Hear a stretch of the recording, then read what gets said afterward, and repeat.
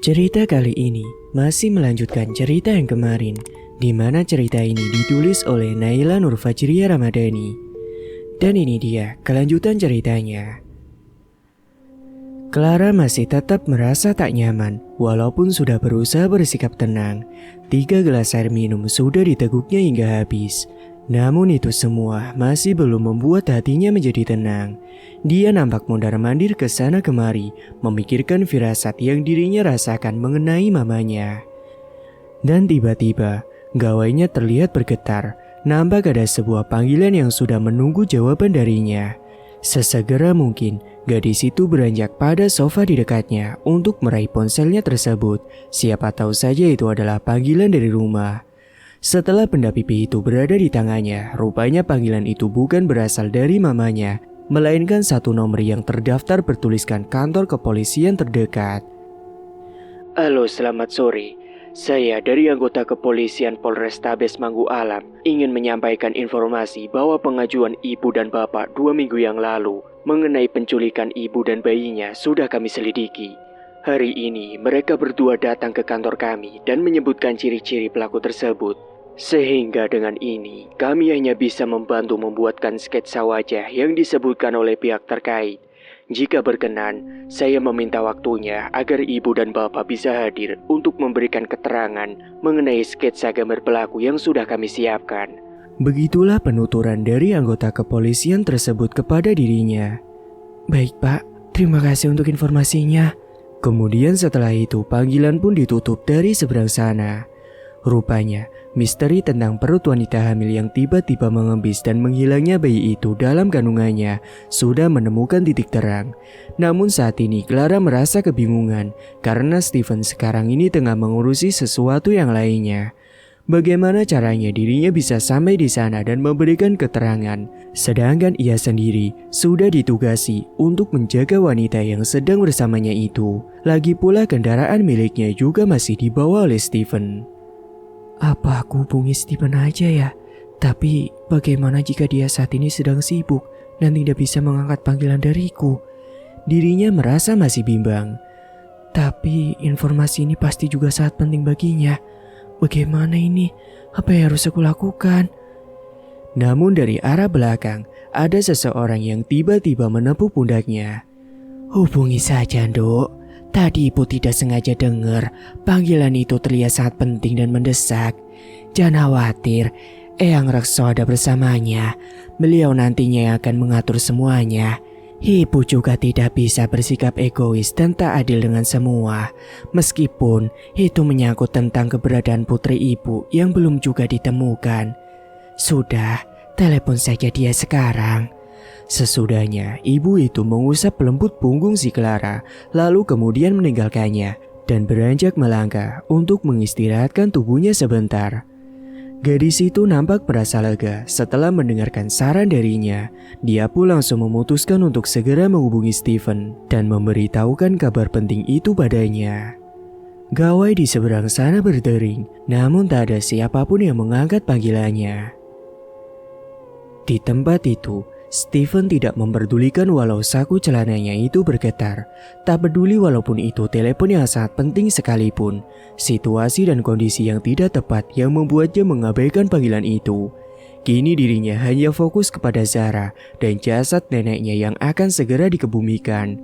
Berhubung akan memasuki waktu maghrib, Steven turut masuk ke dalam lubang galian untuk membantu warga menguburkan jenazah itu dengan cara layak. Sedangkan Zara hanya menatap pilu tubuh kaku neneknya yang sudah tertutup kain kafan.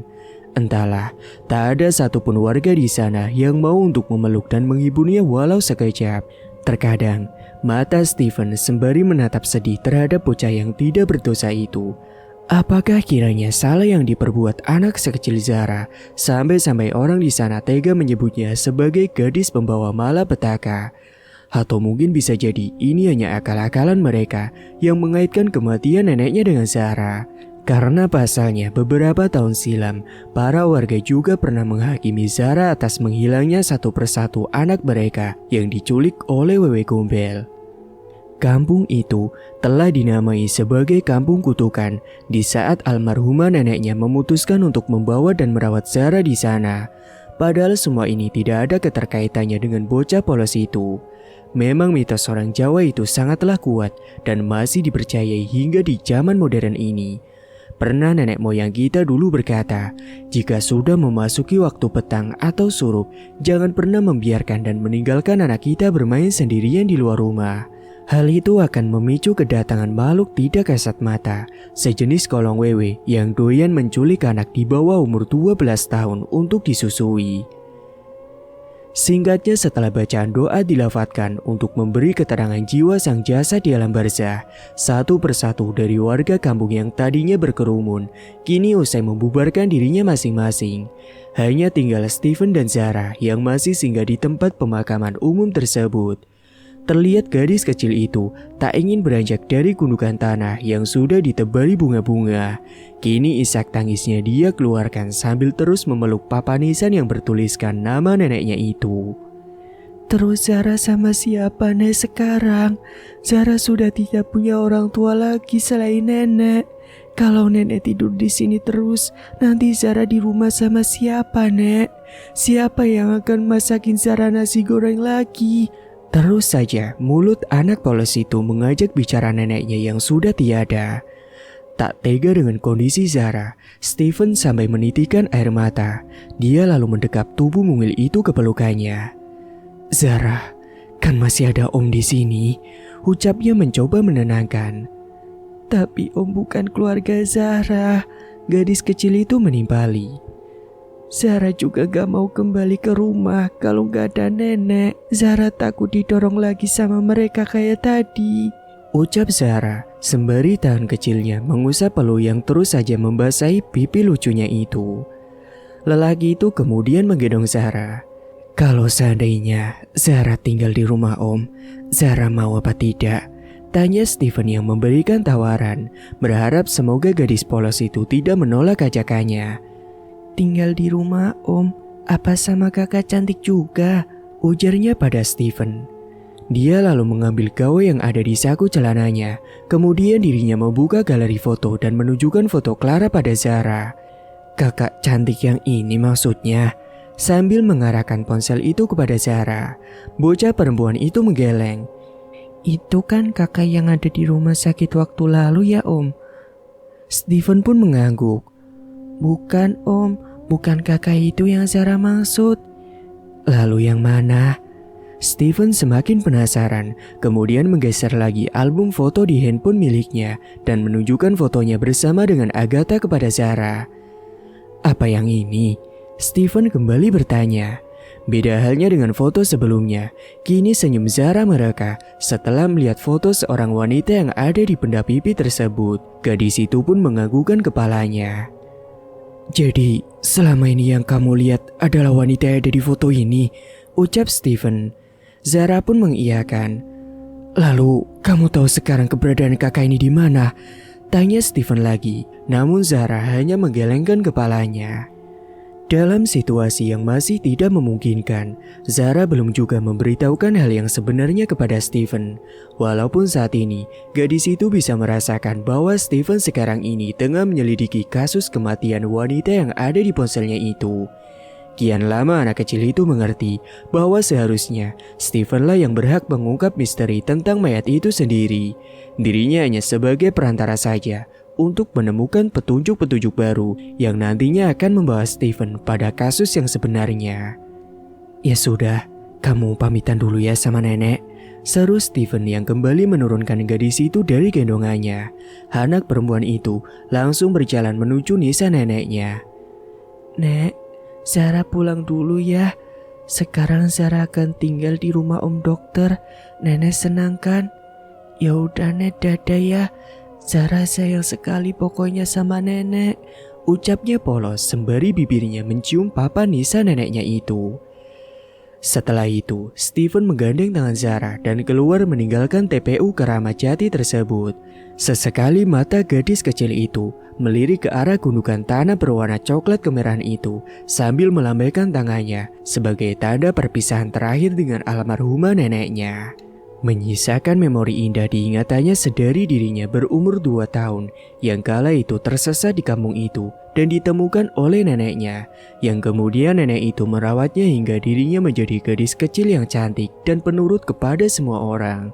Dari bukan siapa-siapa, lalu diangkat menjadi cucu, merupakan hal yang sangat membahagiakan bagi Zara.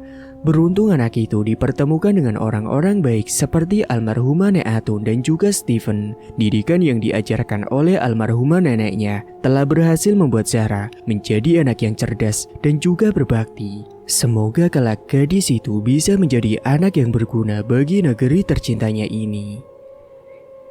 Setelah dari pemakaman, Steven beranjak berjalan menuju kendaraannya yang masih diparkir di tempat yang ngawur, sembari satu tangannya tetap menggendong gadis mungil itu.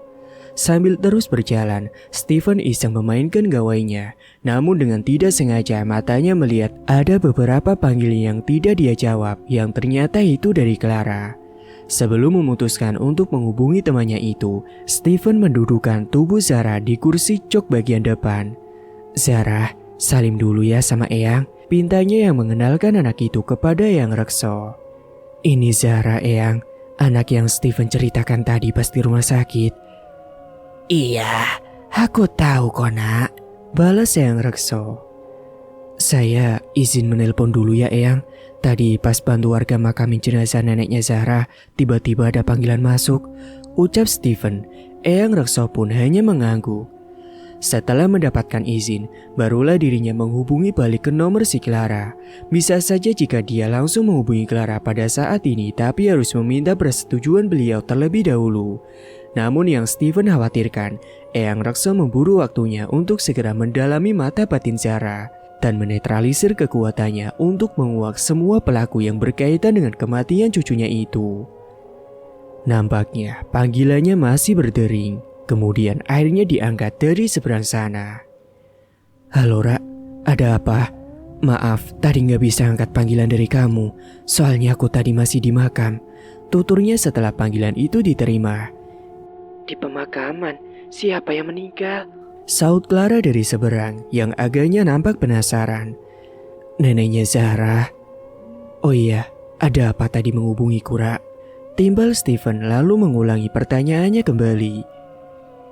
"Innalillahi, turut berduka ya Steve." "Iya, tadi pihak kepolisian nelpon.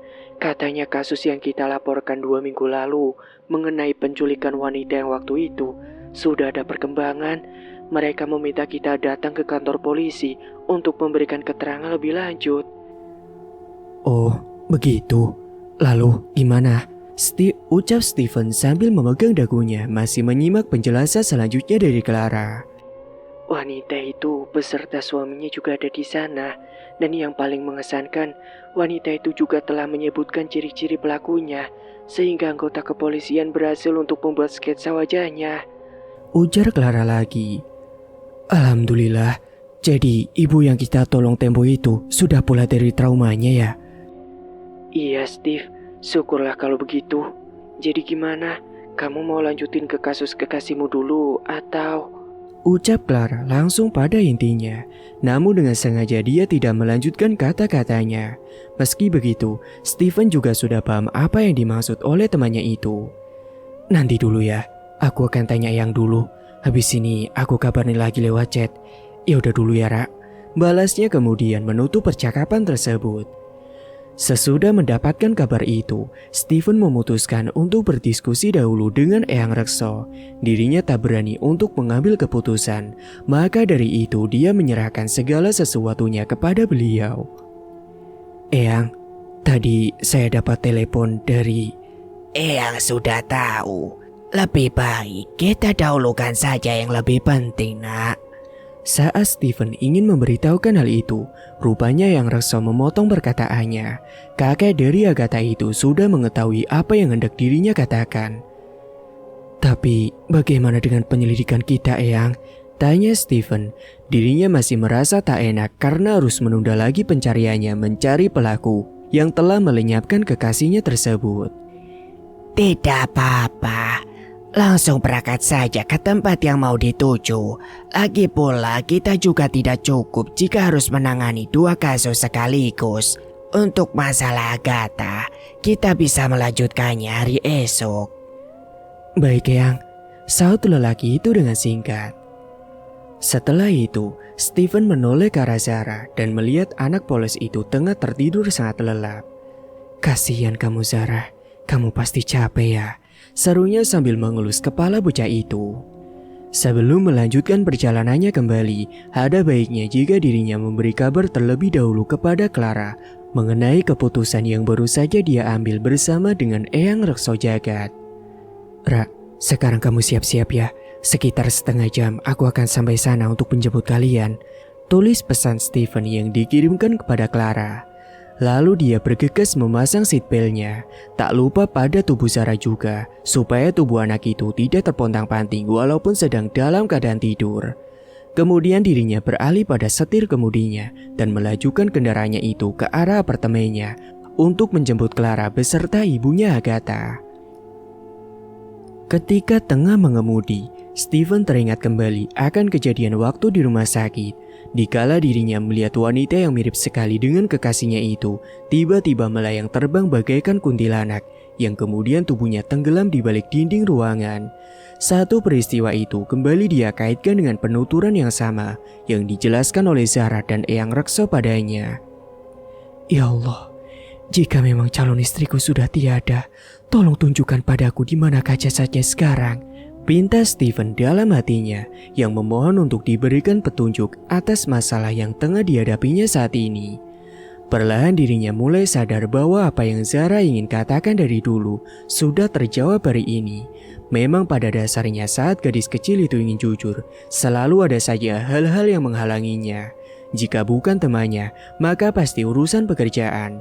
Mungkin dulu memang sang pencipta belum mengizinkan dirinya untuk mengetahui yang sebenarnya tentang kebenaran dari kekasihnya itu. Bahkan alam semesta pun tahu hatinya tidak akan dapat menerima kepergiannya secara langsung sebelum jasad itu berada tepat di hadapannya. Dan tanpa dirinya sadari, kini air mata itu sudah mulai membanjiri pipinya. Terkadang peluh putih itu diseka oleh tangan satunya, yang kemudian bulir itu kembali menetes dari kelopak matanya. Sabar nak, semuanya sudah takdir yang di atas. Eyang Rekso mengusap pundak Stephen dari belakang. Beliau tahu apa yang saat ini tengah dirasakan olehnya. Sungguh beruntung sekali cucunya itu mendapatkan seseorang yang benar-benar tulus menyayanginya. Meskipun saat ini mereka telah dipisahkan oleh nasib. Bahkan beliau juga bisa merasakan betapa hancurnya kelak hati pemuda itu setelah jasad calon istrinya sudah berhasil ditemukan. Apa reaksinya nanti setelah dirinya tahu yang sebenarnya terjadi? Akankah lelaki itu bisa kembali menerima kenyataan bahwa calon istrinya telah pergi meninggalkan dunia untuk selamanya? Dan bagaimana dirinya bisa melanjutkan hidupnya setelah ini? Semua itu dapat Eyang Rekso rasakan dari pantulan cahaya pada kedua bola matanya yang tidak ingin membuka hati lagi untuk siapapun, termasuk pada gadis yang bernama Clara tersebut. Netranya sembari melirik ke arah Stephen yang saat ini masih terisak oleh tangisannya. Yang semua itu dia pendam sendiri di balik senyumannya yang palsu. Mencoba berusaha tegar walau di dalam hatinya sebenarnya sudah rapuh. Tak sengaja mata Eyang Rekso beralih pandang pada kaca jendela mobil yang saat itu tengah berdiri dua orang wanita yang dikenalnya nampak sedang menunggu jemputan di depan area gedung yang bertingkat. Namun Stephen tetap melajukan kendaraannya tanpa menoleh ke arah mereka sampai-sampai tangan yang sudah melambai itu diabaikannya. Le, bukankah tadi itu tempat tinggalmu? Eyang Rekso menepuk pundaknya kembali dan mengingatkannya akan sesuatu. Stephen tersadar dari lamunannya, lalu melihat pesisiran jalan yang saat ini tengah dilewatinya. Astaga, iya, kok bisa terlewat apartemennya ya? Stephen menepuk jidatnya, lalu memutar arah mobilnya pada tikungan selanjutnya. Saking banyaknya yang dia pikirkan, lelaki itu sampai tidak fokus dalam mengemudi. Bisa jadi jika posisinya sedang sendirian, mungkin kecelakaan itu akan terjadi lagi. Untung saja ada Eyang Rekso yang telah mengingatkannya. Kini mobil itu berada tepat di depan gerbang apartemennya, yang di situ sudah ada Clara dan juga Ibu Agatha yang telah menunggunya. Stephen menurunkan kaca mobilnya. Gimana sih? Kok bisa lewat? Celoteh Clara yang nampaknya kesal dengan sikap Steven. Iya maaf, lagi nggak fokus tadi. Saus Steven yang memberikan penjelasan seadanya. Ya udah buruan masuk. Ibu dari Agatha lalu berputar ke arah badan mobil yang kemudian masuk dan duduk di jok belakang bersama dengan Eyang Rekso. Sedangkan gadis itu nampak masih celingukan karena kursi depan yang biasanya didudukinya kini posisinya telah ditempati oleh Zara. Ayo masuk, Ra, papar Steven yang kala itu melihat temannya tengah kebingungan. Ya bentar, duduk mana aku ini, kursinya kan cuma 4. Kok ya masih bingung sih, Ra? Terserah kamu, duduk di bagasi belakang sana juga bisa. Dumel Steven pada Clara. Dalam perasaan sedih yang tengah melanda hatinya saat ini, lelaki itu masih sempat-sempatnya mengejek temannya itu. Sungguh sikap yang sangat dewasa. Dia menyembunyikan luka yang membalut hatinya itu dengan gurauan. Ya terus meledeknya, kau kira aku barang? Celetuk Clara yang tidak terima dengan ejekan yang dilontarkan oleh Steven. Sudah diam dan masuk. Nanti Zara bisa bangun kalau terus bicara seperti ini. Kamu kan bisa memangkunya. Gitu doang kau harus diajari dulu. Ujar Steven yang tidak henti-hentinya meledek Clara. Karena tak mau memulai perdebatan kecil dengan Steven, gadis itu langsung menggendong tubuh Zara perlahan yang kemudian disusul dirinya untuk masuk menduduki jok depan. Lalu di pangkunya bocah perempuan yang sedang terlelap itu. Ya udah yuk jalan. Baik Bu Bos, celetuk Steven yang nampaknya menyunggingkan bibirnya.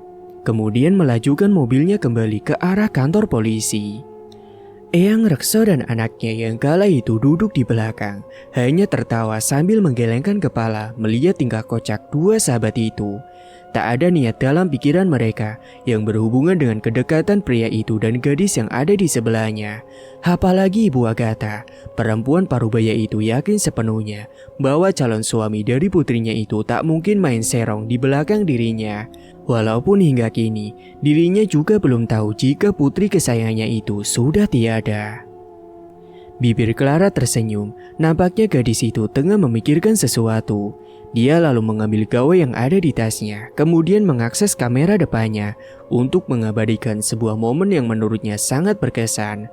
Clara memposisikan wajah Zara ke depan. Setelah itu, dirinya mengambil pose dengan dua jemarinya yang diletakkan di dekat pipinya. Sedangkan Steven masih dengan tatapan fokus ke depan setir kemudi. Dan saat suara tangkapan gambar telah selesai, gadis itu lalu melihat foto yang diambilnya barusan. Senyumnya mereka dan membayangkan seandainya mereka adalah betul-betul keluarganya. Pasti dirinya teramat sangat bahagia saat ini. Beruntung sekali kau Agatha, punya keluarga yang lengkap, pun dengan Steven yang sangat mencintainya. Ucap Clara dalam hati. Tak lupa gambar yang diambilnya tadi langsung diposting di media sosial dengan caption ayah, bunda dan juga adik. Juga tambahan emotikon hati di sebelah tulisan itu. Dan baru beberapa detik foto itu diunggah, sudah banyak sekali chat masuk dari para teman seprofesinya dan teman rekan kampusnya dulu yang ada di Kanada. Termasuk chat dari teman Steven yang dianggapnya sangat menyebalkan, yaitu si Andre. Dari sekian puluhan chat yang masuk dan menanyakan tentang siapakah gerangan lelaki dan anak kecil yang bersamanya di foto tersebut, pesan dari Andrela yang menurutnya paling menonjol dari yang lainnya. Lelaki itu hanya mengirimkan satu pesan padanya, yang isinya hanyalah merupakan emotikon orang yang seakan-akan sedang muntah setelah melihat foto yang diunggahnya tersebut. Wajah Clara langsung memerah melihat isi pesan darinya. Buru-buru gadis itu membalas chat dari Andre dengan kata-kata, "Gak suka, gak usah dilihat kali." Kemudian langsung mengirimkan pesan itu kepada Andre. Setelahnya mood Clara menjadi rusak gara-gara pesan singkat dari teman Steven itu. Dia langsung meletakkan gawainya begitu saja pada kotak kecil yang ada di bawah dashboard mobilnya. Sesekali mata Steven meliriknya, keningnya mengkerut melihat wanita yang berada di sampingnya itu tengah memonyongkan bibirnya yang entah kenapa. Singkatnya sekian lama perjalanan yang ditempuh, Akhirnya mereka sampai juga ke tempat yang dituju. Steven langsung melepaskan seatbeltnya, lalu turun dari kursi kemudinya dan berlari ke arah samping, membukakan pintu untuk Clara karena posisinya saat itu tengah menggendong Zara yang masih tertidur nyenyak. Pipi gadis itu merona saat Steven membukakan pintu mobil untuknya. Lelaki itu lalu berlanjut membukakan pintu belakang untuk Eyang Rekso dan juga ibunya Agatha. Setelahnya dirinya membantu beliau untuk berjalan menaiki anak tangga kecil yang ada di emperan kantor polisi tersebut. Sini nak, biar ibu saja yang gendong adik ini, seru perempuan di sebelah Clara sambil melentangkan kedua tangannya. Tidak usah bu, gak apa-apa, sahut Clara yang merasa tak enak jika harus berpindah posisi menyerahkan Zara yang masih terlelap untuk digendongnya. Sini biar ibu saja, gantian kamu pasti capek kan? Lagi pula kamu juga harus memberi keterangan kan bersama dengan anak Steven, ujarnya pada Clara. Dan dengan perasaan sungkan, Clara pun mengoper tubuh Zara ke gendongan ibu itu. Mereka berempat kemudian memasuki ruangan kantor polisi yang di sana sudah ada pasangan suami istri yang sedari tadi tengah menunggu kedatangan mereka. Steven dan yang lainnya kemudian menjabat tangan mereka satu persatu, termasuk beberapa pria berseragam yang sudah berdiri menunggunya sejak tadi. Maaf pak, tadi masih ada urusan sebentar, ucap Steven yang memulai perbincangan. Tidak masalah, silakan duduk, suruh anggota kepolisian itu kepadanya. Berhubung kursi yang disediakan hanya ada 2, Steven menempatkan Eyang Rekso dan juga Ibu Agatha untuk duduk di sana, sedangkan yang lainnya cukup berdiri di samping mereka dan menyimak kasus yang akan dibahas. Lelaki berseragam dan berpangkat 3 bintang yang merupakan pimpinan Kapolres itu menyodorkan sebuah lukisan sketsa wajah yang sudah dipersiapkan kepada mereka. Silakan diamati baik-baik, sketsa gambar ini dibuat berdasarkan keterangan ciri-ciri dari pelaku penculikan yang bagaimana telah dideskripsikan secara detail oleh wanita yang berdiri di samping Anda. AKBP Agus Sumanto menunjuk ke arah wanita yang tengah berdiri di samping Steven yang kala itu nampak berpegang erat pada lengan suaminya. Semua mata lalu menoleh ke arahnya. Terlihat gelagat wanita itu yang masih dengan ketakutan yang sama, yang tempo lalu dalam keadaan trauma berat saat Steven menemukannya. Betul pak, ibu inilah korban dari penculikan tersebut, timpal Steven kepada pria berseragam itu. Pria itu pun mengangguk paham. Mata Steven lalu berpindah pada sketsa wajah pelaku yang ada di secari kertas HVS berwarna putih tersebut. Setelah diamati, ternyata pelakunya ada 3 orang. 2 diantaranya laki-laki dan satunya lagi merupakan seorang perempuan yang memakai baju suster, lengkap dengan topi gepeng dan masker yang dikenakannya. Suster ini kan? Rak, coba lihat ini, siapa tahu kamu mengenalnya, ucap Steven, lalu mengoper benda putih itu ke tangan Clara.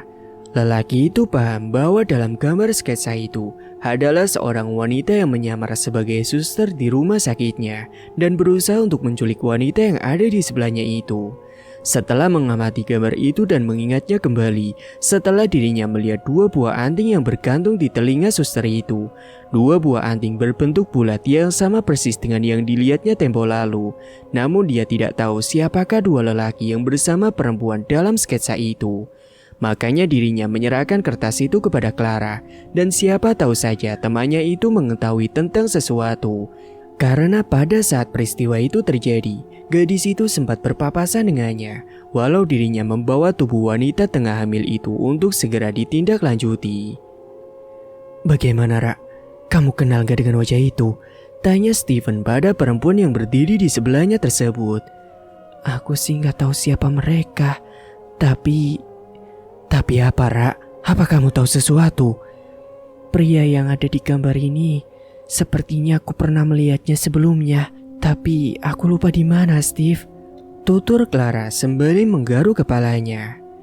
Coba deh kamu ingat-ingat lagi, ini penting banget soalnya Rak. Menyangkut janin ibu itu juga, yang tiba-tiba hilang dari perutnya. Ujar Steven yang nampak mendesak gadis itu untuk segera memberikan pernyataan yang jelas, supaya pihak yang berwajib bisa secepatnya menangkap pelaku kejahatan tersebut. Tahu aku benar-benar lupa Steve. Tapi anting yang dipakai wanita ini, sepertinya aku juga pernah melihatnya sebelumnya. ungkap Clara saat dirinya hampir saja menyerahkan untuk mengenali beberapa wajah dalam sketsa itu. Tiba-tiba saja matanya menangkap satu benda yang menurutnya sudah tidak asing lagi. Tapi semua orang kan bisa saja memiliki antinya sama seperti yang ada di gambar ini kan? Celetuk Clara lagi. Steven lalu menepuk jidatnya. Dirinya merasa gemas setelah mendengarkan pernyataan dari mulut gadis itu. Jadi sebenarnya kamu kenal gak wajah yang ada di sketsa ini? Tanya Steven yang nampak sudah gregetan padanya. Oke, aku memang gak tahu siapa mereka. Tapi anting yang dipakai wanita yang ada di gambar ini sama persis dengan anting yang biasanya dipakai oleh mamaku. Kata-kata terakhir yang diucapkan Clara membuat semua orang yang ada di ruangan itu beralih memandangnya dengan tatapan sinis.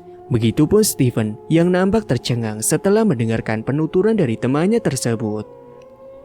Apa mungkin Tante Eva juga yang telah menculik ibu ini? Tapi untuk apa? Steven mulai kepikiran dengan ucapan si Clara barusan. Jadi bagaimana? Tidak ada yang kenal dengan wajah yang ada di sketsa ini? Tanya kepala kepolisian itu kepada mereka semua. Semuanya menggeleng terkecuali Steven. Dirinya masih menatap dalam pada lukisan sketsa yang ada di genggamannya itu. Jika Clara mengatakan bahwa anting yang ada di gambar ini mirip dengan anting mamanya, lantas apakah mungkin semua ini bagian dari rencana Tante Eva? Batin Steven kala itu.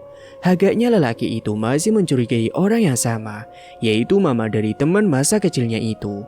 Namun dirinya belum sepenuhnya yakin, karena bukti yang ada saat ini masih belum kuat untuk membuktikan bahwa dalang di balik penculikan tersebut memanglah orang terdekatnya sendiri. Mata gadis itu melirik ke arahnya. Dirinya melihat bahwa ada perasaan curiga yang menyelinap di lubuk hatinya tentang siapakah gerangan wanita yang ada di lukisan itu. Apa Steven menyangka bahwa semua ini adalah ulah mamaku? Otaknya bertanya-tanya. Tolong temukan bayi saya mohon. Tiba-tiba wanita yang menjadi topik pembahasan mereka mulai angkat bicara dengan setengah sesenggukan dan mengatupkan tangannya. Kini semua yang ada di ruangan itu beralih menatapnya. Terlihat sekali dalam dirinya masih ada raut sedih bercampur sakit yang dia rasakan. Apalagi yang dikandungnya itu adalah merupakan anak pertama mereka. Penantian panjang yang hampir 10 tahun lamanya baru diwujudkan oleh Yang Maha Kuasa. Namun, belum sempat dirinya mendengar tangisan bayinya sendiri. Kini dia harus menelan kepahitan karena harus terpisah dengan darah dagingnya sendiri. Bagaimana reaksinya jika wanita itu tahu bahwa bayinya itu sudah dijadikan tumbal untuk menyempurnakan ilmu pesugihan yang dianut oleh si penculiknya waktu itu? Dan bahkan parahnya lagi, bayinya sudah dijadikan sebuah sup. Mungkin sudah tidak ada harapan lagi baginya untuk hidup. Steven lalu menghampiri pasangan suami istri itu. Matanya berkaca-kaca, tak tega melihat keadaan wanita itu yang badannya nampak kurus dan kering karena terus-terusan terbayang dengan kejadian yang dialaminya tempo lalu. Saya berjanji kepada bapak dan juga ibu bahwa saya akan turut serta untuk menemukan keberadaan bayi kalian dan menangkap orang-orang yang telah terlibat di dalamnya, ungkap Steven sembari menyatukan tangannya dengan tangan pasangan itu. Janji yang telah dia ucapkan itu malah akan membawanya pada satu persatu misteri yang belum terpecahkan. Dirinya mengembalikan sketsa itu kepada para petugas berseragam sembari menggelengkan kepalanya. Maaf Pak, untuk saat ini kami semua tidak ada yang mengenal wajah dalam gambar itu. Tapi saya sangat memohon sekali kepada para anggota Bapak untuk membantu menemukan 2 orang lelaki yang ada dalam lukisan itu.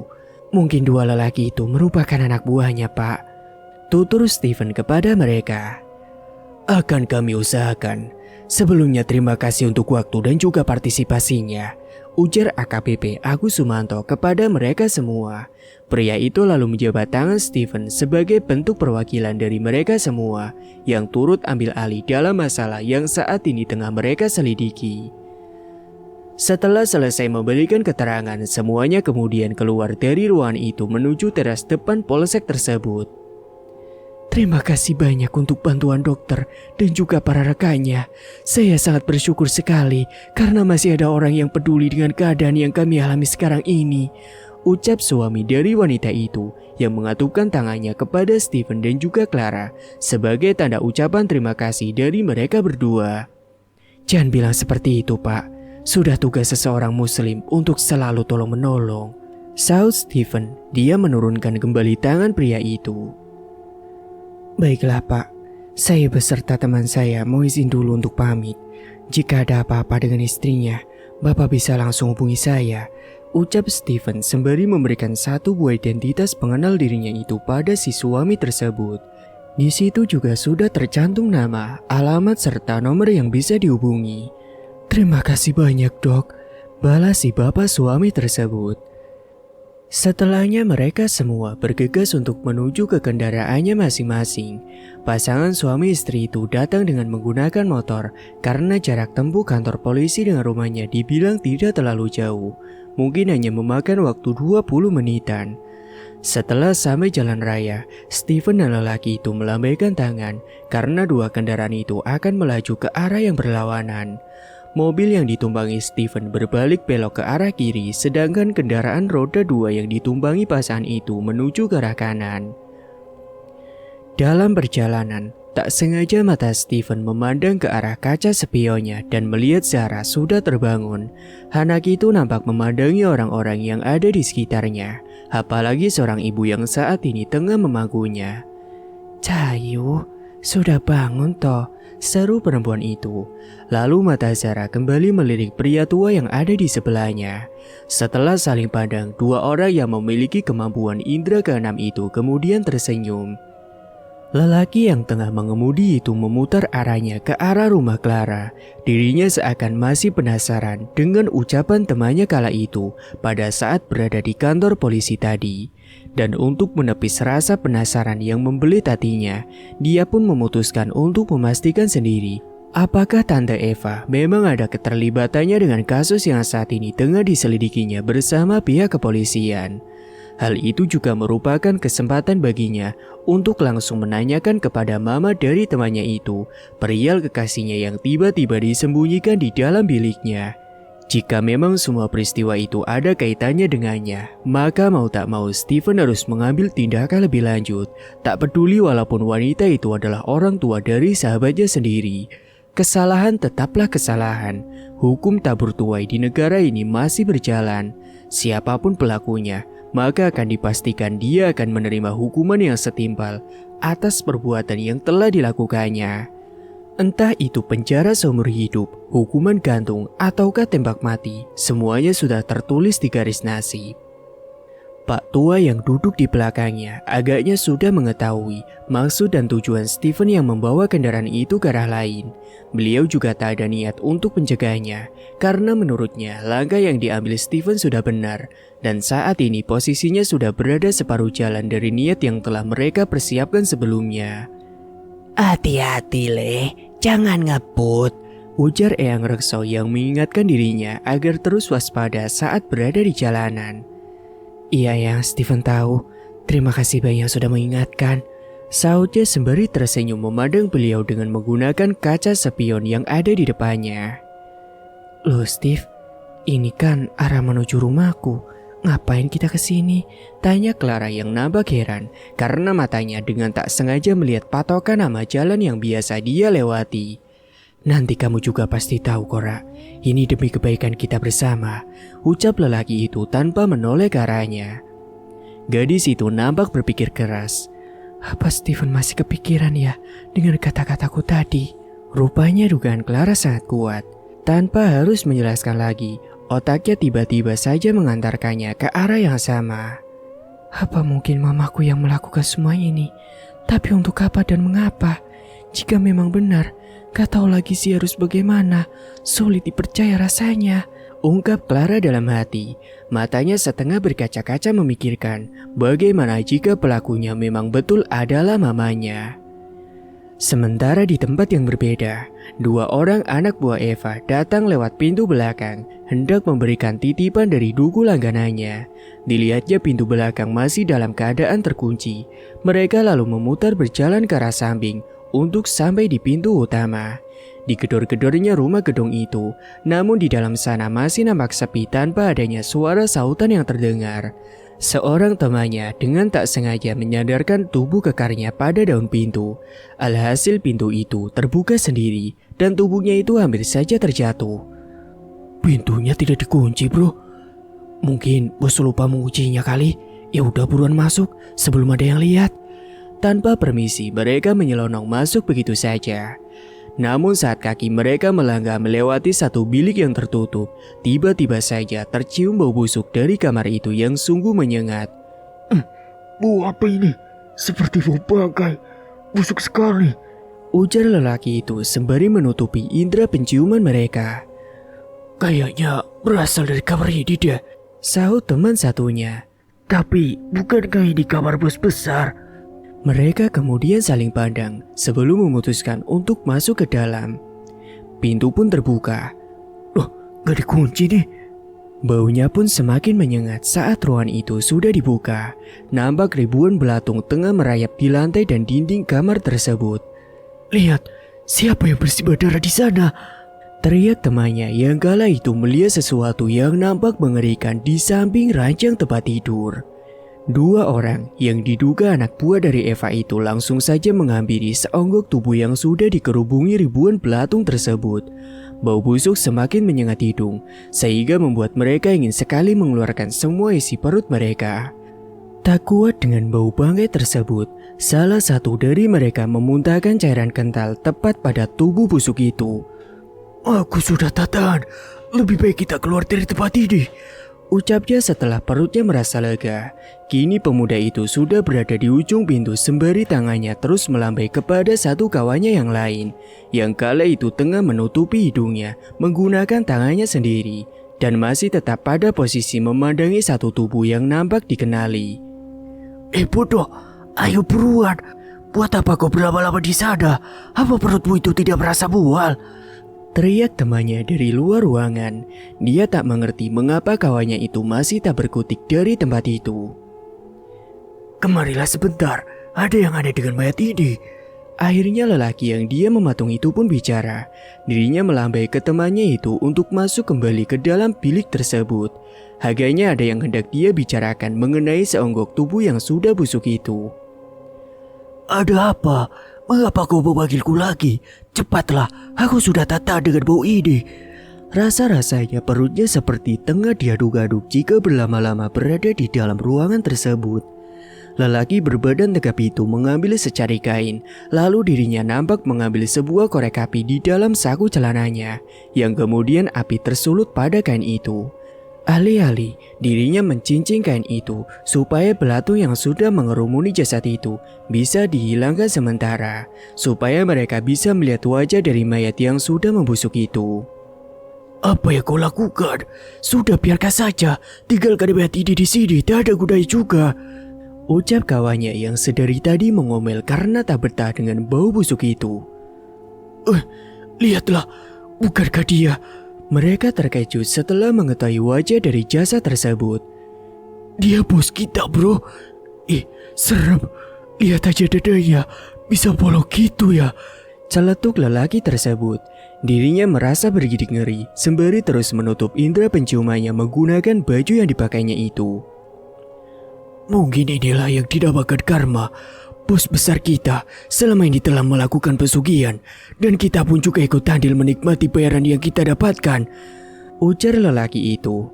Dia nampak beralih duduk di ranjang itu, seakan terpampang rasa penyesalan pada raut wajahnya tersebut. Aku jadi ingat pas terakhir kali kita menculik seorang wanita hamil di rumah sakit waktu itu. Temannya lalu menghampirinya. Dia mengusap punggung lelaki itu.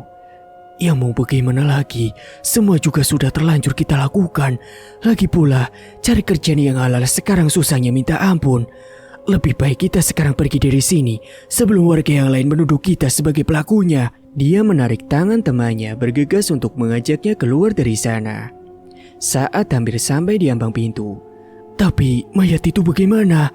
Matanya masih fokus pada jasad busuk yang ada di dalam sana. Seakan tidak menggagas omongan temannya, dirinya tetap menyeretnya untuk keluar dari ruangan itu. Sebelum kehadiran mereka di sana dicurigai oleh warga sekitar, tak mau ambil pusing dengan dosa yang diperbuatnya selama menjadi anak buah Eva.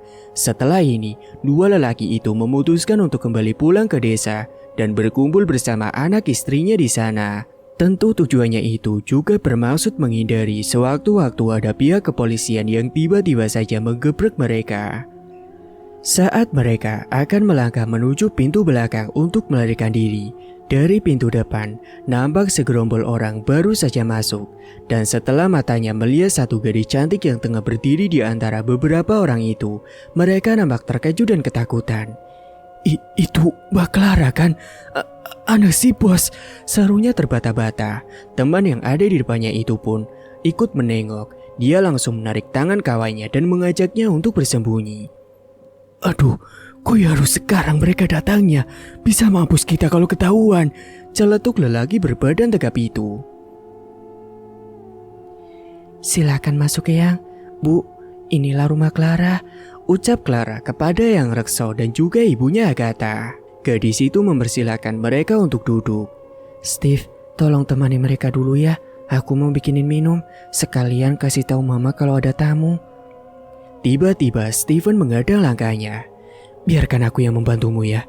Lagi pula kau pasti kerepotan kan? Apalagi pas di rumah sakit tadi, kamu sudah mengambil alih semua pasienku. Tubuhmu itu pasti sangat capek. Entah mengapa teman masa kecilnya itu berucap demikian, membuat dirinya mengernyitkan dahi seolah bingung melihat gelagatnya. Clara hanya menyautinya dengan anggukan kepala. Kemudian mereka berdua berpamitan untuk pergi ke belakang sebentar. Zara yang sedari tadi berada di pangkuan Ibu Agatha, kini dirinya memutuskan untuk turun dan memilih duduk sendiri. Mata gadis kecil itu nampak meneliti seluruh sudut ruangan rumah tersebut. Begitupun Eyang Rekso yang kala itu melakukan hal yang serupa. Setelahnya Zara bangkit untuk sekedar berkeliling, melihat-lihat isi dari rumah megah itu. Dok, sini duduk sama ibu aja, panggil ibunya Agatha kepada Zara. Tangannya melambai ke arah Zara, berniat untuk mengajaknya duduk bersamanya. Dia merasa tak enak jika membiarkan Zara nyelonong begitu saja tanpa seizin yang punya rumah. Eyang Rekso menepuk pundak anaknya. Sudah, biarkan saja. Lagi pula, anak itu dekat dengan mereka berdua. Wanita itu lalu mengangguk kemudian membiarkan Zara yang entah tak tahu kemana perginya sekarang. Dan tiba-tiba terdengar suara berisik. Tengah asik membantu Clara menyiapkan minuman di dapur, mereka nampak mendengar sesuatu yang terjatuh, yang kemungkinan benda itu berada tak jauh dari tempat mereka berdiri. Suara apa itu? Mama, teriak Clara yang mengira bahwa mamanya sedang berada di sana. Rupanya, dua lelaki tadi tanpa sengaja telah menekan pintu yang ada di depannya terlalu dalam sebagai pegangan, sehingga membuat engsel pintu itu terjatuh dan mengeluarkan bunyi nyaring. Dasar bodoh, apa yang kau lakukan? Bisa ketahuan kita sekarang. Bisiknya lirih, sembari tangannya menjedulkan kepala temannya itu. Dua lelaki itu nampak ketakutan setelah dengan tak sengaja telah membuat suara kegaduhan yang akan memancing mereka untuk datang memergokinya. Clara dan Steven nampak saling pandang. Telinga mereka seperti menangkap suara seseorang yang tengah berbisik di balik daun pintu belakang dapurnya. Lihat itu. Steven mengacungkan satu jarinya ke mulut, kemudian memberi kode kepada Clara dengan lirikan mata yang mengarah pada suatu benda yang nampak menyempil di balik pintu tersebut. Terlihat dengan jelas satu kaki yang memakai sepatu tengah bersembunyi di belakang pintu tersebut. Steven bergerak cepat untuk memergoki siapa gerangan orang misterius yang sudah beraninya masuk ke dalam rumah sahabatnya itu. Namun Clara menarik lengan Steven, takut jika terjadi hal yang tidak diinginkan lagi kepada pria yang sangat dicintainya itu. Sudah, tidak apa-apa, percayalah padaku, aku pasti akan baik-baik saja, ujarnya pada gadis itu. Setelah meyakinkan Clara, Steven lantas melanjutkan niatnya untuk segera memergoki dan menangkap seseorang yang bersembunyi di balik daun pintu tersebut. Steven membanting pintu itu dengan kakinya. Nampaklah dua orang berjaket hitam dengan menggunakan topi memang tengah bersembunyi di sana. Woi, maling kau ya? Secepat kilat dirinya mencincing kerah baju mereka sebelum dua pria itu berusaha untuk meloloskan diri dari Steven. Eyang, Ibu, Zara cepat ke sini, teriak Clara dengan lantang. Mendengar teriakan dari belakang, mereka yang tadinya sedang duduk-duduk di sofa kembali bangkit untuk menghampiri suara yang telah memanggilnya itu. Begitupun Zara, yang kala itu mengurungkan niatnya untuk membuka salah satu ruangan tertutup di rumah megah itu. Setelah mereka sampai di belakang, mereka menemukan Steven tengah beradu mulut dengan dua orang pria asing yang diduga adalah maling. Namun wajah dua lelaki itu membuat Clara teringat sesuatu. Steve, muka mereka bukankah sama persis dengan yang di sketsa itu? Paparnya kepada Steven. Oh iya benar, cepat kamu hubungi komandan aku sekarang, Ra, supaya mereka berdua bisa segera diamankan, suruh Steven pada Clara. Ampunilah kami hanya disuruh oleh bos kami. Mereka nampak bersimpu di kaki Steven. Steven lalu mengangkat dua wajah itu untuk bangkit. Berdirilah dan katakan siapakah gerangan orang yang sudah menyuruhmu itu, sentak Steven kepada mereka. Tak langsung segera menjawab pertanyaan yang sudah dilontarkan Steven, jemari mereka malah menunjuk ke arah satu ruangan tertutup yang mana kala ruangan tersebut merupakan kamar Tante Eva. Kata yang terucap dari mulut dua lelaki itu mungkin agak terbata-bata, namun mata Zara tak bisa dibohongi. Memang sedari tadi ruangan misterius itu sudah mencuri perhatiannya di saat bocah itu melangkahkan kakinya ke rumah gedung tersebut. Begitupun dengan Eyang Rekso yang mempunyai pemikiran sepam dengan gadis kecil itu. Dan tidak berselang lama setelah Steven menyuruh Clara untuk memberitahukan informasi tersebut kepada pihak berwajib, rupanya dua mobil dinas Kapolsek Mangku Alam telah sampai di olah TKP. AKBP Agus Sumanto bergerak cepat mengarahkan semua anak buahnya untuk meringkus dua penculik meresahkan itu. Beberapa senapan api yang tadinya terselip di pinggang mereka, kini benda itu teracung tepat di depan muka pelaku kejahatan tersebut. Angkatan kalian, sebuah ucapan lantang yang kemudian dilontarkan oleh kepala kepolisian terhadap para kriminal itu. Pria berseragam itu lantas memerintah para anggotanya untuk segera memborgol tangan mereka dan membawanya masuk ke dalam mobil. Tunggu dulu, Pak. Namun saat mereka akan membawa penjahat itu, Steven malah mencoba untuk menghalanginya. Hal itu nampak membuat Clara sedikit curiga. Jantung gadis itu kembali berdebar, takut jika Steven mencurigai mamanya sebagai salah satu penjahat yang berkomplot dengan mereka. Dia lantas berusaha mencuri kesempatan dikala ada waktu luang. Kakinya mundur beberapa jengkal dari kerumunan orang-orang itu. Kini matanya telah tertuju pada bilik yang masih tertutup rapat. Iya, gadis berusia 23 tahun itu mencoba untuk memastikan sendiri bahwa mamanya bukanlah manusia yang jahat, tak seperti tuduhan tanpa alasan yang dilontarkan Steven terhadap mamanya kala itu. Mungkin memang orang tua tunggalnya itu telah memerintahkannya dan menentang kedekatannya dengan pria yang sangat dipujanya itu. Namun kalau untuk masalah menculik dan membunuh, gadis itu masih belum yakin jika mamanya adalah dalang di balik peristiwa tersebut. Tanpa terkecuali pada kasus rumit tentang menghilangnya kekasih dari Steven itu. Entah apa reaksinya setelah dirinya mengetahui bahwa mamanya itu telah tewas secara mengenaskan akibat ulah pesugihan dan anutan ilmu hitam yang selama ini sudah dia geluti selama bertahun-tahun. Yang pada dasarnya, keserakahan dan gemerlapnya dunia telah membawanya pada jalan pintas yang menyesatkannya. Maaf, Pak. Tapi masih ada yang perlu saya bicarakan, papar Steven kepada pria berseragam itu. Dia lalu mengajak Komandan Agus untuk berdiskusi dengannya sebentar. Mereka berdua nampak bicara menjauh dari kerumunan orang-orang itu. Tak tahu topik apa yang mereka bahas saat ini. Setelah mendengar penuturan dari Steven, kepala kepolisian itu nampak menganggukkan kepalanya yang seolah-olah menandakan bahwa mereka tengah bekerja sama untuk menyusun sebuah rencana. Baiklah, kalau begitu bisakah Anda mengantar saya langsung ke kamarnya untuk sekedar menginterogasi wanita yang Anda maksud? Samar telinga semua orang yang ada di sana mendengar lirik perbincangan di antara mereka berdua. Mari Pak, ikut saya sebentar. Steven lalu berjalan ke arah bilik Tante Eva, yang kemudian disusul Komandan Agus beserta anak buahnya yang lain. Lalu Eyang Rekso dan ibu dari Agatha juga nampak penasaran dengan apa yang hendak Steven tunjukkan kepada mereka.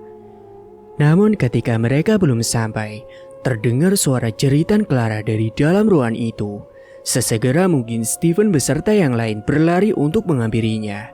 Saat kaki mereka melangkah masuk ke dalam kamar, terciumlah bau busuk yang teramat sangat menyengat hingga ke indera penciuman mereka.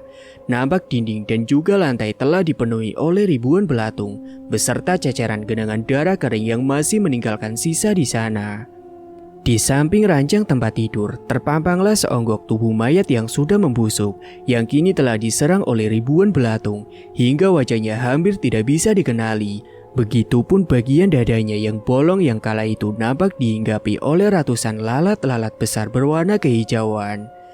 Para anggota kepolisian itu membagikan masker kepada semua orang untuk mengurangi bau menyengat yang ada di ruangan tersebut.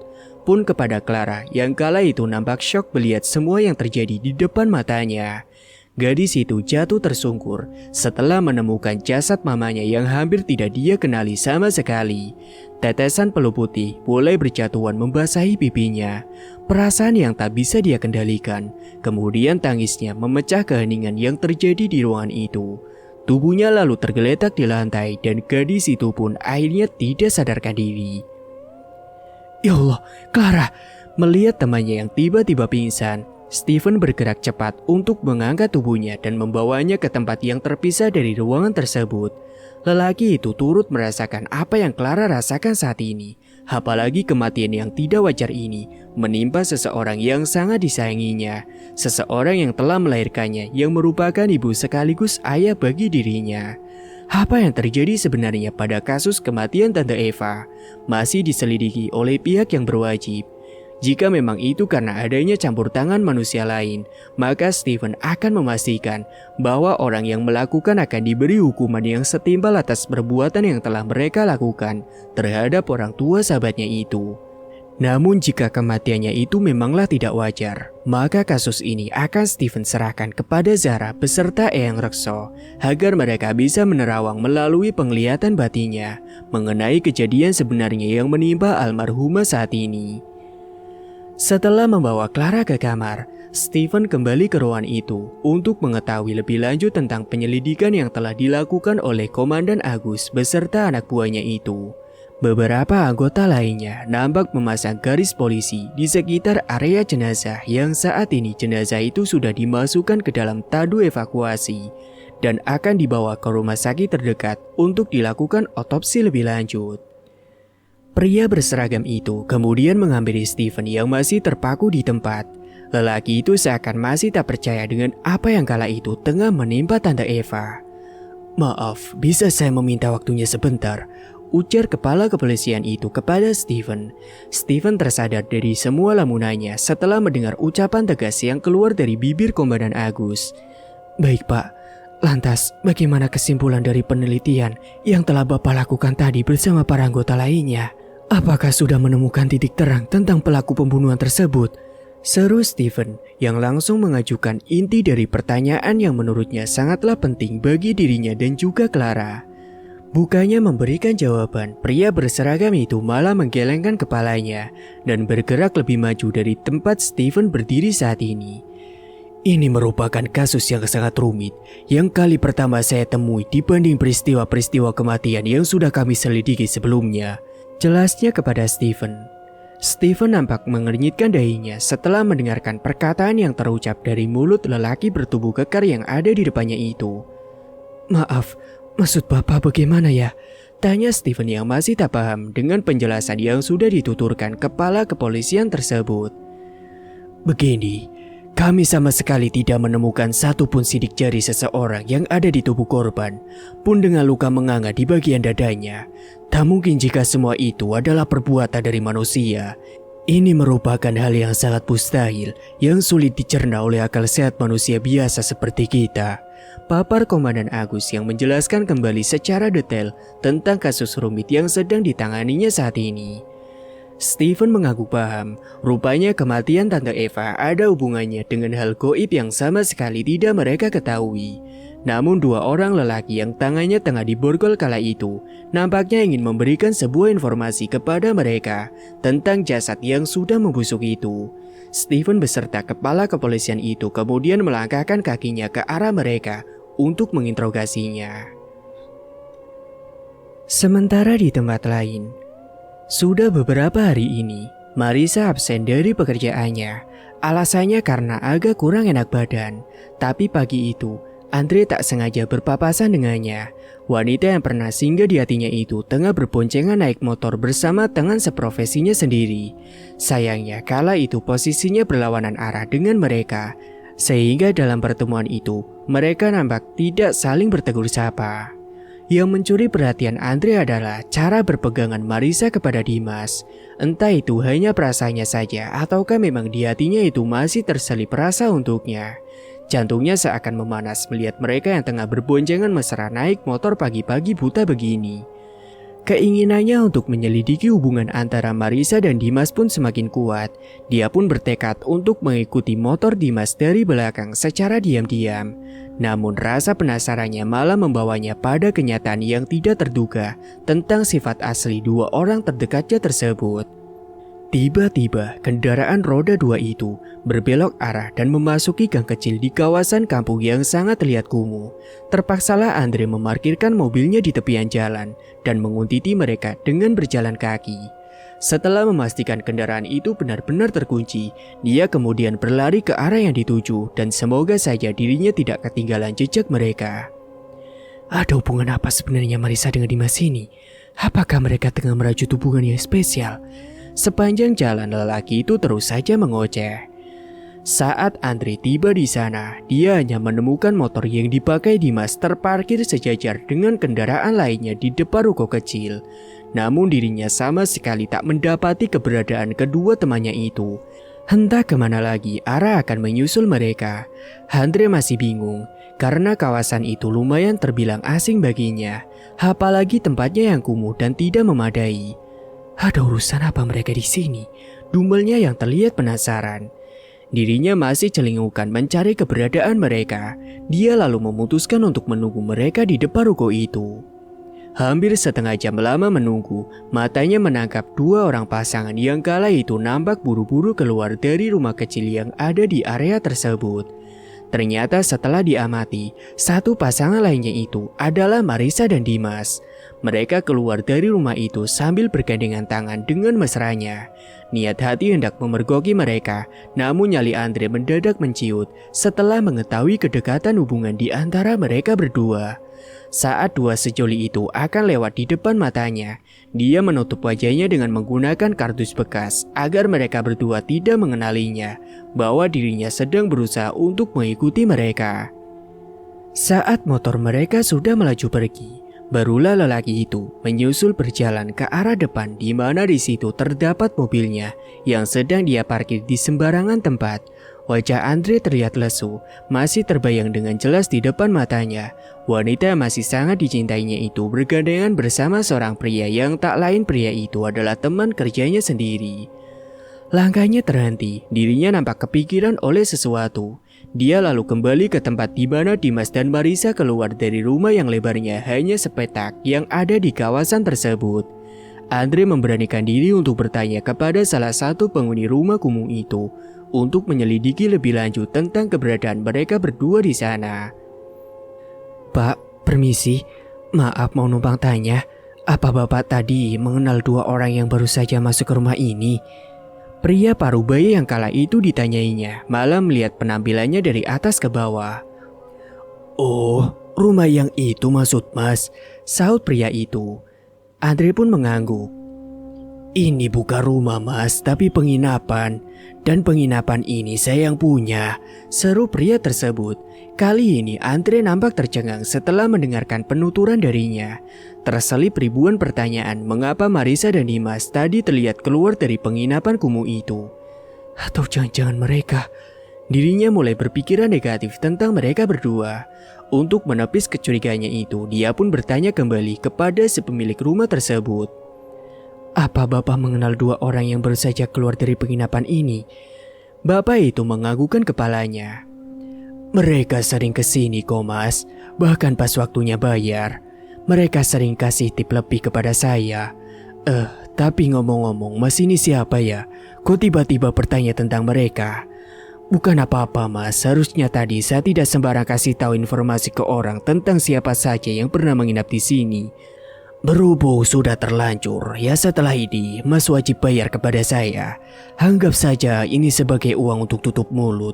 Setelah memberi penjelasan kepada Andre, pria tua itu malah mendesak meminta uang sogokan darinya.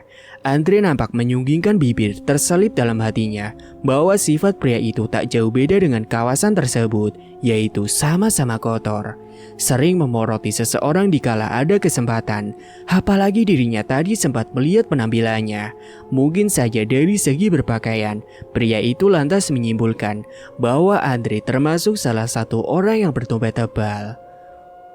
Andre pun lalu mengambil beberapa lembaran uang berwarna merah yang ada di saku celananya, yang kemudian uang itu dilemparkannya ke wajah pria yang ada di hadapannya itu. Setelah mengantongi cukup informasi, Andre pun berlalu pergi dari tempat kumuh tersebut. Sepanjang perjalanan menuju mobilnya, kepalanya nampak menggeleng ke kanan dan ke kiri. Otaknya berusaha mencerna setiap kata yang keluar dari mulut pria tadi. Tak disangkanya, ternyata wanita yang pernah menjadi pujaan hatinya itu mempunyai sifat lain yang tidak dia ketahui. Semua itu berbanding terbalik dengan sikap lembutnya selama menjadi suster di rumah sakit tempatnya bekerja. Rupanya ini sisi lain dari kamu, Cak.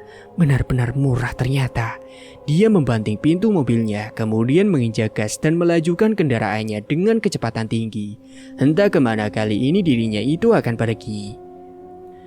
Dalam pikirannya yang sedang kalut, di perjalanan dirinya mencoba untuk menghubungi Steven, berniat ingin menceritakan tentang apa yang dilihat oleh mata kepalanya tadi kepada temannya itu.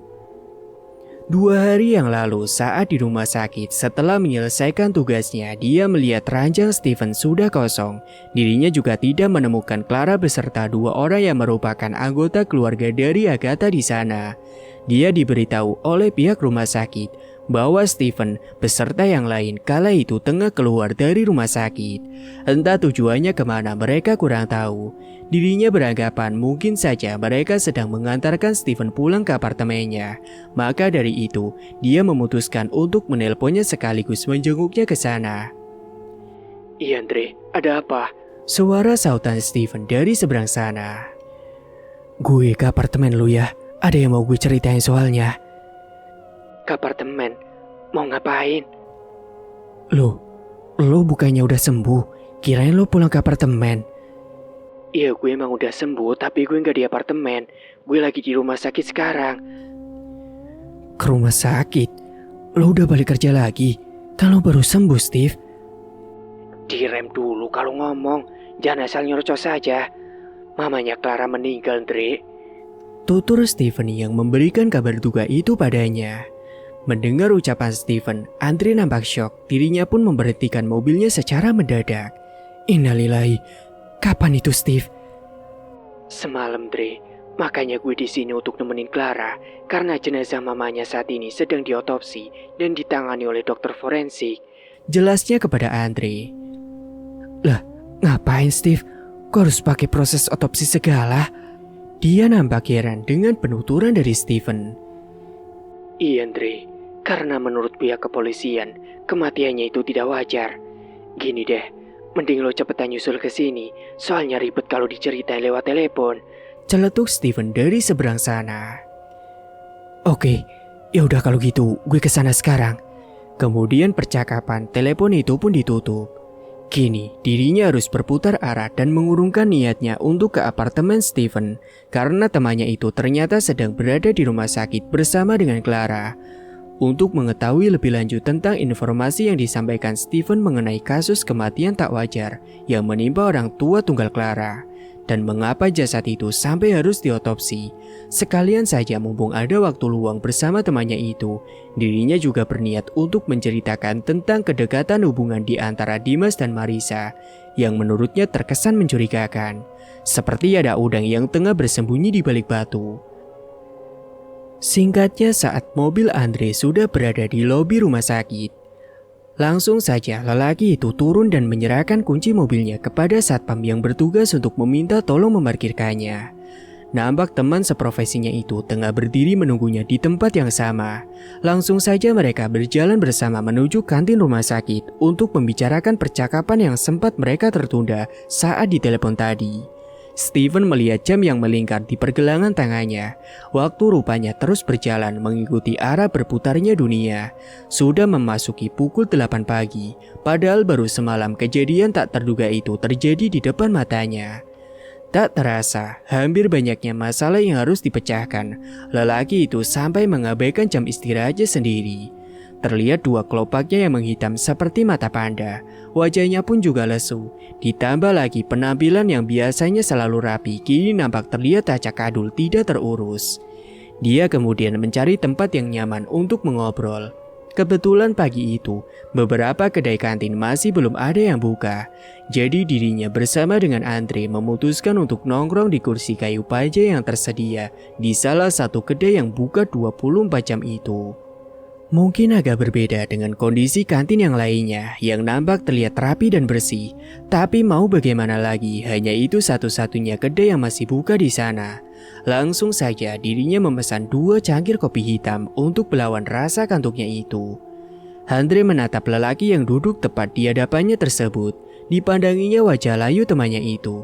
Terlihat benar beban yang ia sanggah sendiri di pundak, tanpa seorang pun yang tahu apa saja masalah yang telah membelitnya itu. "Apa lo begadang semalaman, Steve?" tanyanya pada Steven. Yang ditanya lantas mengambil napas panjang sebelum menjelaskan satu persatu kejadian itu pada Andre.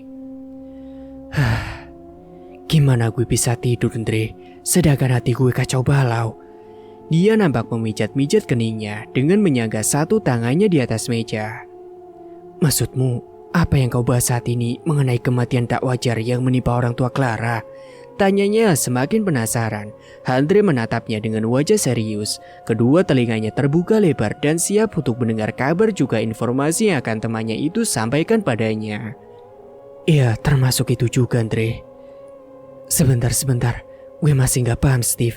Jadi, maksud lo, apakah ada yang lainnya selain ini?" Steven mengangguk pelan. Tak berselang lama, pesanan kopi mereka sudah ada di atas meja. Sesekali dua orang itu menyeruput minuman panas yang baru saja diantarkan oleh pegawai kedai itu padanya. "Apa lo ingat dengan 2 keluarga Agatha yang kemarin itu datang ke sini? Nah, kakek tua yang memakai tongkat itu adalah ayahnya Agatha," papar Steven dengan intonasi yang amat jelas. Andre kembali menyeruput kopinya sembari telinganya terus mendengarkan dan menyimak setiap kata yang diucapkan oleh temannya itu. "Iya, gue udah tahu. Lantas ada apa dengan mereka, Steve? Kok sepertinya setelah menyebut nama 2 orang yang akan menjadi mertuamu itu, Ratu Ajamu malah terlihat sedih begitu?" tanyanya dengan menyelipkan sepatah gurauan sekedar untuk menenangkan hati Steven yang kala itu tengah dalam keadaan yang kacau. Lelaki yang ada di depannya itu pun menggeleng. "Entahlah, Andre, tapi ada satu hal yang perlu gue sampein ke lo. Ini tentang penglihatan mata batin Eyang Rekso yang mendapatkan petunjuk soal menghilangnya Agatha selama ini," jelasnya pada teman seprofesinya itu. "Jadi, maksud lo kakek itu punya indera keenam? Terus, bagaimana kelanjutannya? Di mana sekarang kekasih lo itu berada? Apakah sudah menemukan titik terang? Apa alasannya Agatha menghilang saat itu, Steve?" Ribuan pertanyaan dilontarkan kepada Steven, membuat lelaki yang berhadapan dengannya itu semakin bingung untuk menjawab semuanya. Dan tiba-tiba saja, Steven mengambil dompet yang ada di saku celananya, lalu memandang foto berukuran 2R yang terpasang bersama Agatha di dalam lipatan dompetnya itu. "Apa kau mengingat wanita aneh yang tempo lalu dibawa Clara ke rumah sakit ini?" tanyanya lagi kepada si Andre.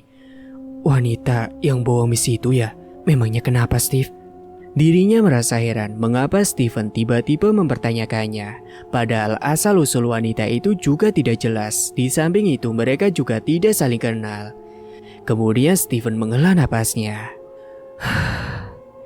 "Dia adalah Agatha, Andre," sahut Steven sembari mengusap lembut foto yang ada di tangannya itu. Jawaban yang diberikan Steven sungguh membuat Andre merasa kaget, antara percaya dan tidak percaya dengan apa yang baru saja didengar oleh telinganya itu.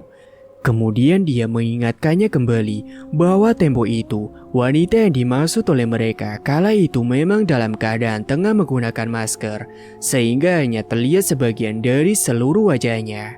Dan waktu itu, dirinya juga masih ingat betul bahwa saat itu, dia dan juga Clara sedang menggantikan tugas Steven untuk menangani beberapa pasiennya, yang kemudian memutuskan untuk meninggalkan Steven dan wanita aneh itu berduaan saja di dalam ruangan tersebut. Namun saat dirinya baru saja menyelesaikan tanggung jawab sebagai dokter, dia malah disuguhkan oleh pandangan tak terduga yang kala itu melihat Clara tengah terisak oleh tangisnya dan berkali-kali memberhentikan beberapa orang yang berseliweran di rumah sakit itu untuk membantunya. Dan setelahnya di saat mereka kembali memasuki ruangan, mereka menemukan Steven yang sudah tergeletak pingsan di lantai dengan dahi yang bersimbah darah. Kemudian terbesit satu pertanyaan yang belum sempat dirinya tanyakan kepada Steven tentang gerangan apa yang membuatnya tidak sadarkan diri saat itu. Dan setelah mengamati lagi, ternyata wanita yang dimaksud kala itu sudah tidak berada di ruangan tersebut. Saking paniknya dengan keadaan yang menimpa Steven, mereka berdua sampai tidak memperhatikan tentang ketiadaannya di sana. Dan sekarang terjawablah sudah pertanyaan-pertanyaan yang sempat diurungkannya tersebut. Jika memang wanita aneh itu adalah Agatha, lantas mengapa kehadirannya malah membuat keadaan Steven semakin memburuk? Apa yang terjadi sebenarnya kala itu di saat dirinya dan Clara meninggalkan mereka berduaan saja di sana? Apakah Agatha kala itu mencoba untuk menyakiti Steven? Tapi kenapa? Apa alasannya? Sejenak, Andre terbawa oleh lamunan tentang pemikiran negatif atas tindakan yang Agatha perbuat pada temannya itu. Namun semua dugaan itu belum sepenuhnya benar sebelum Steven menjelaskan secara detail keseluruhan inti dari ceritanya itu, agar rasa buruk sangka yang mengganggu pikirannya itu bisa ditepiskannya. Diajak ngobrol malah dimanja loh. Paparnya yang menepuk lengan Andre dan berusaha untuk menyadarkannya kembali dari lamunannya itu. Iya sorry. Otak gue tiba-tiba jadi traveling saat tadi dengar penjelasan lo tentang wanita aneh itu. Agak kaget juga sih dengan ucapan lo tadi, Steve. Tapi waktu itu lo gak salah lihat kan? Tanyanya yang kemudian mencoba memastikan lagi tentang penuturan Steven mengenai wanita aneh yang disangkanya adalah Agatha. Ya kali Londre, mata gue ini masih belum buta kali. Sautnya dengan perkataan sedikit pedas yang dilontarkan terhadap pria yang ada di hadapannya itu. Jadi, wanita itu beneran Agatha? Ucapnya lantang. Refleks Andre bangkit dan berdiri dengan dua matanya yang melotot ke arah Steven. Nada bicaranya yang keras sampai terdengar ke telinga beberapa orang yang ada di kedai itu dan membuat mereka semua beralih pandang untuk menatap mereka. Steven melihat ke kiri dan ke kanannya, kemudian kembali menepuk jidatnya. Konyol, jangan keras-keras. Lihatlah, semua mata sekarang malah menatap ke arah kita. Dumel Steven kepada Andre. Lelaki itu kini nampak malu dan langsung kembali pada posisi duduknya semula. Sorry Steve, kaget gue soalnya. Rasanya antara percaya dan gak percaya dengan apa yang lo ucapin barusan. Ya makanya dengerin dulu. Gue belum selesai ngomong, malah lo main potong aja kalimat gue. Jadi gini, gue nemuin benda aneh yang tertancap di kepalanya saat itu. Karena penasaran ya gue cabut aja. Dan ternyata setelah gue berhasil mencabutnya, gue shock Dre. Karena benda itu adalah sebuah paku besar yang tertanam di kepalanya selama ini. Jelasnya kepada temannya itu. Lagi dan lagi Andre dibuat tercengang oleh ucapan Steven. Kedua matanya kembali melotot ke arahnya. Mulutnya seakan terkunci dan tak bisa berkata apa-apa. Lalu, apa kau tahu Andre? Setelah gue cabut benda itu dari kepalanya, wanita itu tiba-tiba terbang melayang sambil menangis sesenggukan, yang kemudian tubuhnya menghilang di balik tembok ruangan itu, Dre. Terang Steven lagi, keringat dingin mulai bercucuran dari dahinya yang kian lama menetes mengenai kemeja yang dipakainya. Belum juga ada respon dari Andre, lelaki itu masih terpaku dengan dahi mengernyit, berusaha mencerna setiap kata yang terlontar dari mulut temannya itu. Tapi sorot matanya itu Andre, yang gue heran, tatapannya sama persis saat waktu Agatha mandang gue. Entah mengapa, seolah-olah gue merasakan ada sesuatu yang gak beres yang kala itu tengah menimpa Agatha. Sempat gue berpikir bahwa kuntilanak yang terbang melayang itu adalah dia. Itulah yang membuat gue syok dan tidak sadarkan diri waktu itu. Imbu Steven, terlihat matanya yang berkaca-kaca setelah menceritakan apa yang dilihatnya kala itu. Maksudmu Steve, Agatha sudah meninggal dan jadi hantu? Gitu maksudmu? Ujar Andre sembari menggigit jari telunjuknya. Bulu kuduknya mendadak beremang saat menanyakan hal itu kepada Stephen. Lelaki yang ada di hadapannya itu menggeleng lagi. Gue belum sepenuhnya yakin, Dre, kalau mata gue ini gak ngeliat sendiri jasadnya, Dre. Makanya gue meminta bantuan kepada Eyang Rekso dan juga Zara untuk menyelidiki kasus ini lebih lanjut. Toh beberapa bulan yang lalu, kita juga sudah mengajukan laporan orang hilang ke kantor polisi. Tapi sampai saat ini, belum menemukan titik terang sama sekali tentang keberadaan Agatha. Dan tanpa sadar setelah menceritakan semuanya, peluh putih yang tadi berusaha untuk ditahannya tiba-tiba menetes dengan sendirinya membasahi pipinya. Andre berusaha untuk menghibur sahabat baiknya yang kala itu tengah terisak tangis dan tertunduk pada meja yang ada di depannya. Posisinya kini beralih ke samping Stephen. Dia mencoba mengusap punggung temannya itu, yang kemudian Stephen langsung memeluknya dan meluapkan segala emosinya lewat tangisan. Hanya ini yang bisa dia lakukan untuk mengurangi beban yang selama ini dipikulnya. Mungkin sebagian orang akan menganggap dirinya termasuk lelaki cengeng yang sedikit-sedikit mengeluh mengadu tentang kasus yang tengah dialaminya itu, yang tanpa mereka sadari, jangankan bercerita, untuk berbahasa basi pun Stephen seperti tidak ada waktu. Sudahlah Steve, kalau memang benar dia sudah meninggalkan dunia ini, lebih baik ikhlaskan saja, ujar Andre yang masih terus berusaha menenangkan Stephen. Enggak, gue masih gak percaya sebelum mata gue melihat sendiri jasadnya, Dre, tegas Stephen padanya, yang kemudian mukanya menjadi merah padam setelah mendengar kalimat yang terucap dari mulut pria yang ada di sebelahnya itu. Andre nampak menghela napas panjang. Maaf kalau kata-kata gue tadi menyinggung perasaan lo, Steve. Tapi gue gak ada maksud apa-apa. Tadi kan lo sendiri yang bilang kalau di kepalanya itu ada paku. Nah otomatis kan itu ada campur tangan orang lain. Bisa jadi juga ada orang yang berusaha untuk membangkitkannya kembali kan? Paparnya kepada Stephen.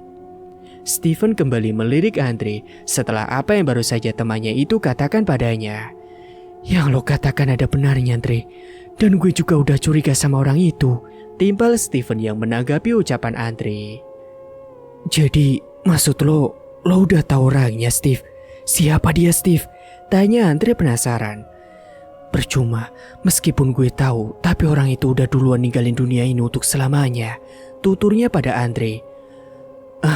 Maksud lo? Andre kembali bertanya karena dirinya belum sepenuhnya paham dengan separuh dari peristiwa yang diceritakan oleh Stephen. Jadi gini, wanita aneh yang udah gue anggap Agatha itu kan datang ke sini bersama Clara. Nah terus Clara sendiri tuh cerita sama gue bahwa dia itu nemuin tuh cewek sedang ketakutan di kamar mamanya, Andre. Bayangin deh sekarang, gue saja sampai gak habis pikir, ucap Stephen yang kembali menjelaskan semuanya. Raut wajah Andre yang tadinya teramat penasaran, kini telah berubah 360 derajat menjadi kaget. Jadi maksud lo orang itu adalah... Lelaki itu tak meneruskan kata-katanya. Dia lebih memilih menutup mulutnya karena takut jika sampai ada orang yang mendengarkan perbincangan mereka. Stephen mengangguk menandakan bahwa pelaku yang dimaksud adalah orang yang sama yang ada di pikiran temannya kala itu. Apa lo tahu, Tri? Yang lebih mengejutkan lagi adalah orang yang kita bicarakan sekarang ini juga sudah menjadi tersangka atas penculikan ibu dan bayinya tempo hari itu. Tambah Stephen. Penculikan? Ah iya, aku baru ingat. Waktu itu Clara juga pernah menceritakan hal ini padaku. Wah, kalau begini pasti kasusnya bakalan ditutup. Apalagi pelaku kejahatan itu sudah meninggal. Iya kan? Papar Andre yang semakin membuat Stephen merasa gelisah. Apa yang lo katakan ada benarnya, Andre. Sekarang gue hanya bisa pasrah. Semoga Eyang Rekso dan Zara bisa secepatnya menemukan petunjuk tentang peristiwa sebenarnya yang menimpa Agatha. Hanya ini hal terakhir yang gue harapkan, Andre. Ucapnya sembari menundukkan pandangannya. Iya, Steve. Semoga aja. Saut si Andre. Oh iya, Andre. Tadi pas di telepon, lo bilang katanya ada yang lo mau ceritain ke gue. Soal apa itu, Andre? Sesaat Stephen melupakan sejenak beban pikiran yang membelit hatinya itu. Kini dirinya beralih pada informasi yang Andre sampaikan padanya.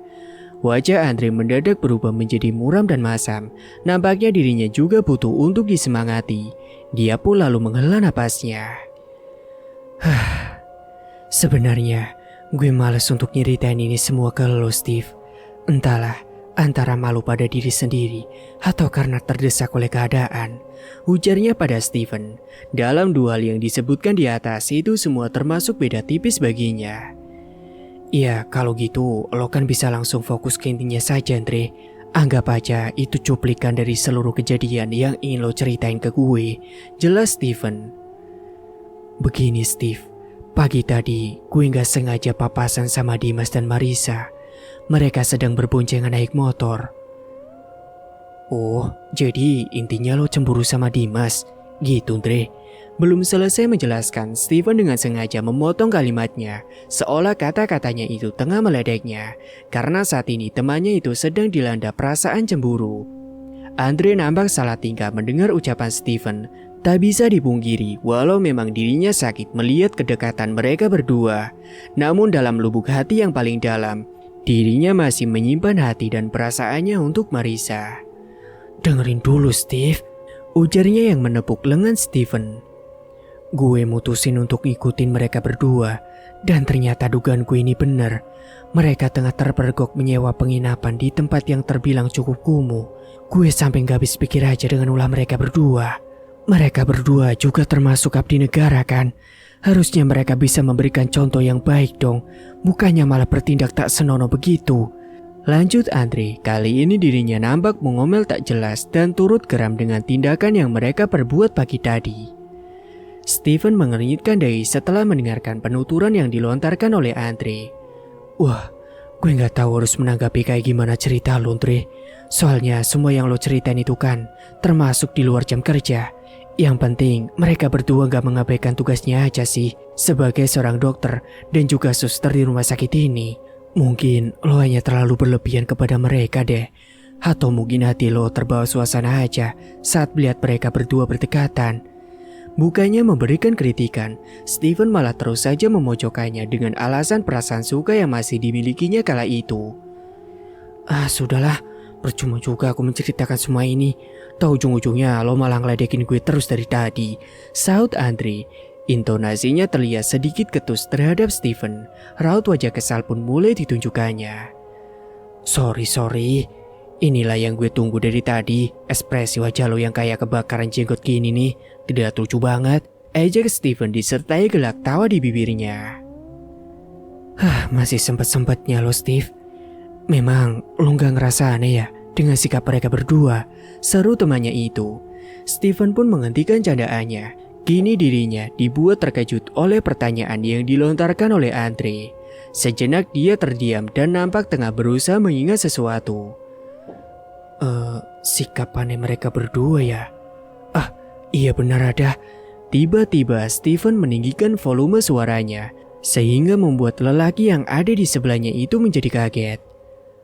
Apa lo inget pas waktu bulan lalu kita nganterin Marisa pulang bersama Zara? Andre mengangguk. Iya, gue inget. Memangnya kenapa? Lelaki itu bangkit dan berjalan ke arah kantin sebelah yang baru saja buka. Kemudian dirinya memesan 2 mangkuk bakso sembari menunggu pemilik kedai itu menyiapkan segala bahan-bahannya. Setelah itu dia kembali ke tempat duduknya yang semula. Yalah, ngapain lo tadi ke sana? Tanya Steven. Lapar gue. Masa di kantin kita hanya nyeruput kopi doang sambil ngehibah? Bener juga sih kata lo. Jadi kayak cewek gitu ya kita, gibain orang mulu. Papar Steven yang sependapat dengan omongan Andre.